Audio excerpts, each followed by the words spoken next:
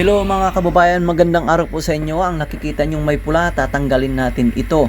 Ito ang tinatawag na RTD input module. May pula diyan kanina, di ba? Ipapakita ko sa inyo ang dahilan kung bakit nagkaroon ng error.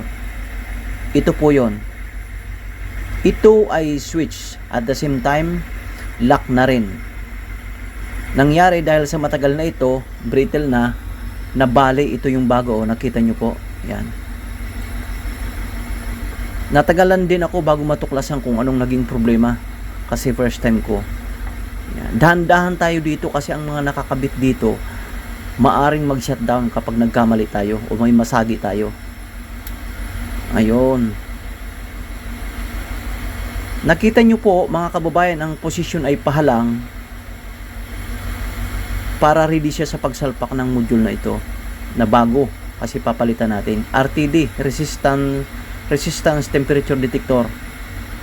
Yan. Tapos binabato naman ito na module na ito doon sa ating screen ay number na kung ilang temperature.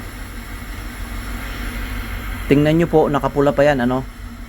Yan. At kung titingnan nyo, nakatago ito pag bago kayo.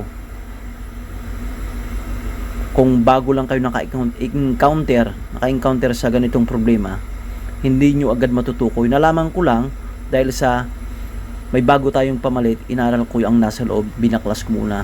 Ayan, medyo matigas. I-hold ko muna ng dalawa kong kamay para tantiyahin natin Ayan. Ayan po. Inayos ko na, nakapaayo na yung yung switch. Tinanggal ko lang yung pinost ko lang ng video kasi paghawak ng camera. Ayun, maganda na siya Yan. Tingnan natin sa monitor at wala na yon. Wala nang pula kasi maraming sakop ito.